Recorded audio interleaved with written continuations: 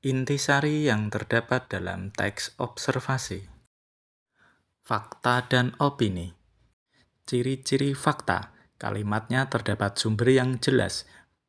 Peristiwanya sudah terjadi, data-datanya dapat dipercaya, dan bukan merupakan rencana atau hal yang belum terjadi. Ciri-ciri opini. Peristiwanya belum terjadi, tidak terdapat sumber yang jelas, datanya tidak dipercaya, menggunakan kata kemungkinan dan rencana. Gagasan pokok atau utama adalah kalimat yang di dalamnya merupakan isi dari kalimat utama dalam sebuah paragraf. Gagasan penjelas adalah kalimat-kalimat yang merupakan penjelas dari kalimat utama dalam sebuah paragraf. Kalimat deskripsi adalah kalimat yang menggambarkan ciri-ciri sebuah benda atau sesuatu. Kalimat definisi adalah kalimat yang menjelaskan suatu kata atau sesuatu. Adjektiva adalah kata yang dipakai untuk mengungkapkan sifat atau keadaan benda, orang, atau binatang. Ciri-ciri kata sifat. 1. Dapat diberi keterangan pembanding, lebih, kurang, dan paling, contohnya paling baik. 2. Dapat diberi keterangan penguat, sangat, amat, contohnya amat tinggi. 3. Dapat didahului kata ingkar tidak, contohnya tidak mahal. 4. Dapat diulang dengan disertai imbuhan senya, contohnya setinggi-tingginya. 5. Dalam frasa, kata sifat pada umumnya berfungsi sebagai keterangan.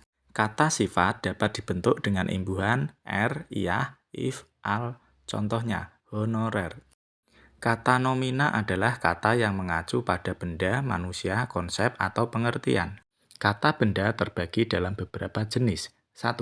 Bentuk dasar dan bentuk turunan. Bentuk dasar contohnya meja, kursi. Bentuk turunan contohnya hartawan dan kemenangan.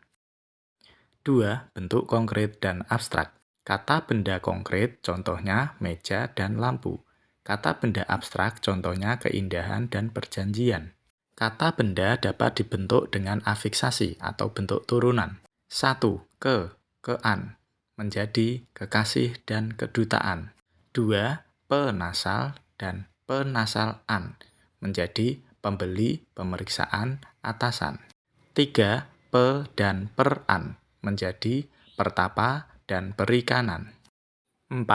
LMR, menjadi, telunjuk, serabut, dan kemuning. 5. Wati, menjadi, usahawan, bangsawan. 6. In, menjadi, muslimat, dan hadirin. 7. Isasi, logi, tas, menjadi, komunisme, biologi, kualitas, dan kolonialisasi.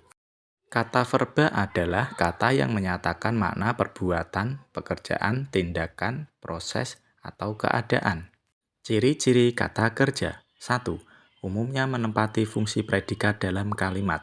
Contohnya, ibu membuat roti. Ibu subjek, membuat predikat, roti objek. Membuat merupakan kata kerja. 2. Mengandung makna perbuatan atau aksi atau proses atau keadaan. Contohnya, memberi dan berair.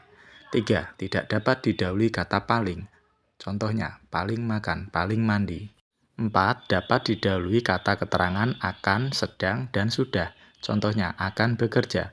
5. Dapat didahului kata ingkar tidak. Contohnya, tidak belajar, tidak menolong. 6. Dapat dipakai dalam kalimat perintah, khususnya bermakna perbuatan. Contohnya, ambilkan buku itu. Klasifikasi kata kerja. 1. Bentuk dasar dan bentuk turunan. Bentuk dasar, contohnya makan, duduk, tidur. Bentuk turunan, contohnya memakan, tertidur. 2. Transitif dan intransitif. Verba transitif yaitu verba yang memerlukan objek atau pelengkap. Contohnya, Budi memakan roti, roti sebagai objek. Verba intransitif yaitu verba yang tidak memerlukan objek atau pelengkap. Contohnya, kakek tertidur di ruang tamu. Kalimat tersebut tidak terdapat objeknya. Aktif dan pasif. Verba aktif contohnya membaca, menari, berjalan. Verba pasif contohnya diminum, dinaikkan. Kata kerja dapat dibentuk melalui proses pengimbuhan. 1. Menasal, menasal perkan, menasal kan. Contohnya, membisu, pelajari. 2. Ber, contohnya ditanya, beruang. 3. Contohnya terjebak. 4. Ke, an, contohnya kehujanan.